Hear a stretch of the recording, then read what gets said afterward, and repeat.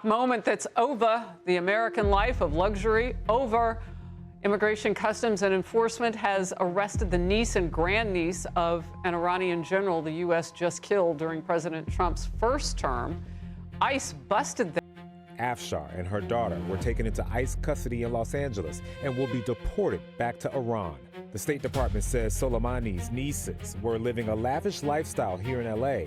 and at least around 11:43 p.m., local scanners in Los Angeles began spitting out fragments no one on the outside could decode. Unmarked convoys sliding through Bel Air, federal radios switching to encrypted traffic, a hillside mansion with its lights still on, even as the street below went silent. By the time neighbors on Stradella Ridge noticed the third helicopter cutting low over the canyon, the operation already had a name: Operation Glass Harbor. What looked like a late-night warrant service in Bel Air had been built over 19 months by the FBI, ICE, and the DOJ, stitched together through custom seizures in Long Beach, dead drop surveillance in Pasadena, and financial traces bouncing from Beverly Hills to Dubai, then back through shell nonprofits in California. The target was a woman federal teams believed had been living behind an invented philanthropic profile,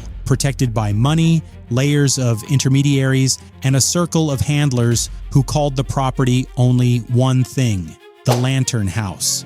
On paper, the mansion belonged to the Cedargate Cultural Exchange Foundation, a polished Los Angeles charity that sponsored gallery openings in Santa Monica, youth language programs near Westwood, and medical aid fundraising dinners in downtown Los Angeles. Its brochures showed children, teachers, and relief workers.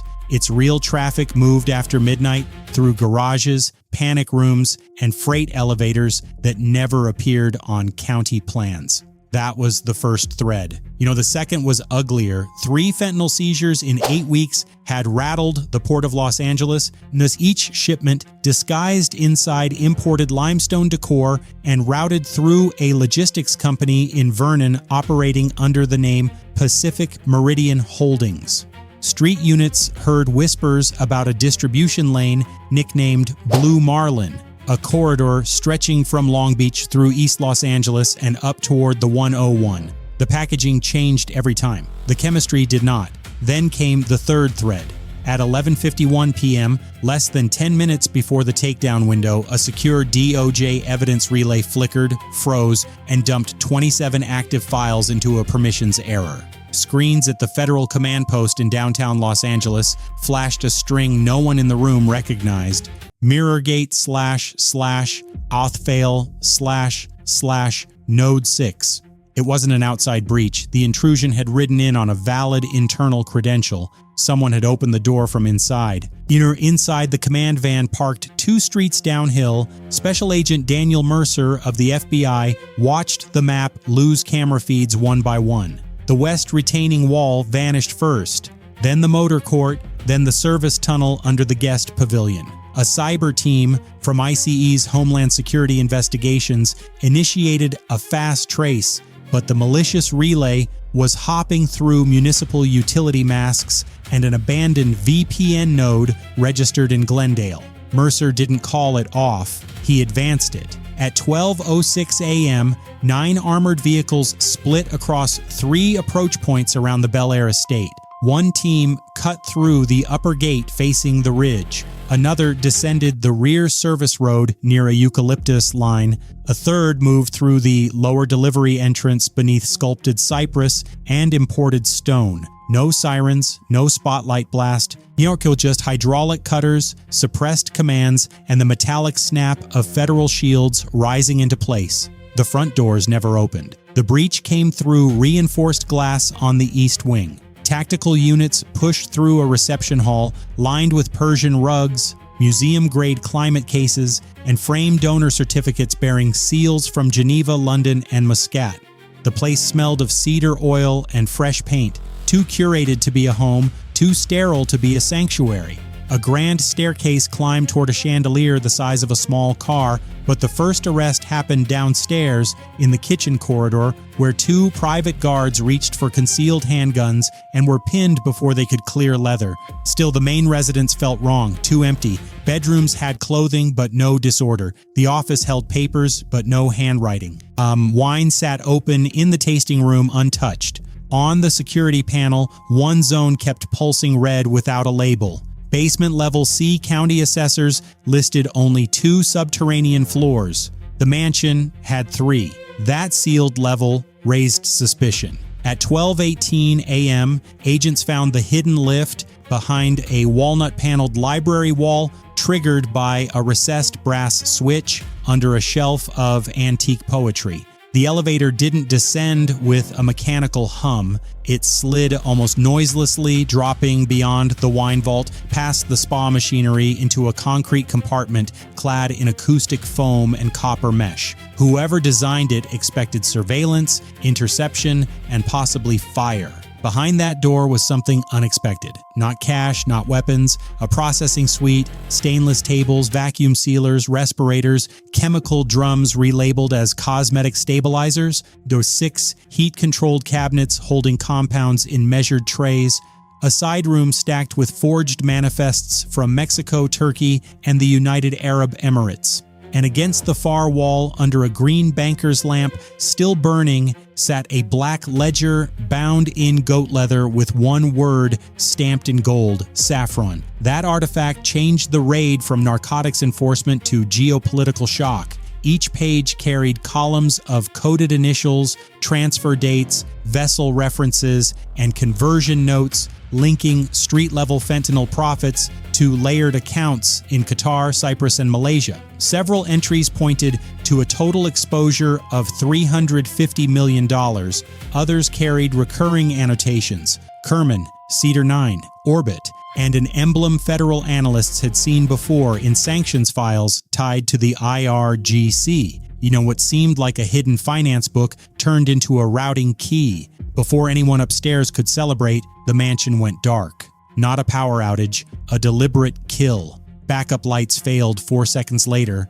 Door locks slammed into magnetic lockdown. The HVAC reversed pressure, forcing solvent air from the lab level into the elevator shaft. Someone had triggered a building-wide deadman protocol from a live admin console. In the black, one of the detained guards shouted a name Mercer had never heard on any intercepted call: Naveed. That name didn't belong to the guards. It belonged to the technology consultant cleared to harden the task force's own surveillance stack 5 days earlier. Outside, the cyber trace sharpened.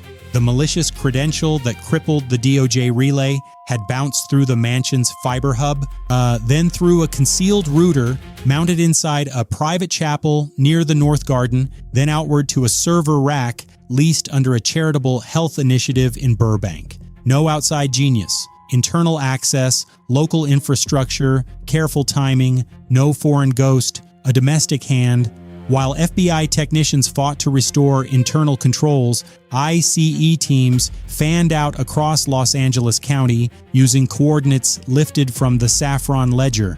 One address led to a refrigerated warehouse in Long Beach, where agents found 42 kilos of fentanyl precursors packed into ceramic statuary. Another flagged a townhouse in Beverly Hills used for courier briefings and gift transfers disguised as auction deliveries. A third sent units to a self-storage block in Pasadena, where false walls concealed passports, satellite phones, and $14.6 million in vacuum-wrapped currency. Los Angeles was the center. The rest were spokes. At 12:34 a.m., the woman identified in the case file as the mansion's protected principal was intercepted not in the primary residence, but in a tunnel exiting beneath a terraced garden on the west edge of the property. She was moving with 2 escorts toward a disguised maintenance van bearing the Cedar Gate Foundation logo. No panic, no screaming, just a sharp pivot, an attempt to destroy a phone, and a stare so steady that one agent later said it felt less like an arrest than a handoff gone wrong. By then, public tension had already started building beyond the gates. Residents in Bel Air stepped onto balconies filming shadows, headlights, and the pulsing red wash of emergency units staged 3 blocks away. And posts hit social media within minutes. Some claimed cartel activity, others said terrorism. A few named Iran before dawn even broke over the ridge. LAPD street closures triggered traffic diversions towards Sunset Boulevard, and helicopters from local stations began orbiting above the canyon as though the entire city had tilted toward one address. The noise outside almost buried the damage inside, because at 12:41 a.m., the cyber team finally unmasked the failed relay source, an authenticated laptop that had accessed the task force review portal from inside the federal staging floor earlier that night. The badge tied to it belonged to Ethan Vale, a contract forensic accountant embedded with the DOJ Asset Tracing Unit, the same analyst who had first flagged Pacific Meridian Holdings as a dead-end tax shell. He hadn't missed the pattern, and he had redirected it. That was the betrayal. Vale had doctored review priorities, delayed warrant packets by 72 hours, and fed window estimates through encrypted messages hidden in invoice metadata sent to the Cedar Gate Foundation's events office in Santa Monica. His compensation never came directly. The Saffron ledger showed staggered disbursements routed through art procurement firms, private aviation retainers, and a consulting trust in Virginia. He had not merely sold information, he had become part of the network's internal weather system, shaping who got seen, who got ignored, and when the storm would arrive. Yet the network still cracked. In the final secure room below the mansion, agents recovered 63 burner phones, 18 passports, 7 encrypted drives, and a wall map stretching from Los Angeles to Rotterdam, Mersin, and Vancouver. Colored pins matched ledger marks, blue for precursors, white for couriers, gold for political shielding, red for silence payments. In one steel drawer sat embossed invitation cards to charity galas held in Beverly Hills hotels, each table placement aligned with names that surfaced again in account movements and import clearances. The false front wasn't decorative, it was logistical architecture. By sunrise, the DOJ had sealed off the Bel Air property, the Long Beach warehouse, and 2 auxiliary addresses in downtown Los Angeles. Treasury sanctions teams were pulled in. HSI digital specialists cloned what remained of the server stack before self-delete scripts could finish purging it.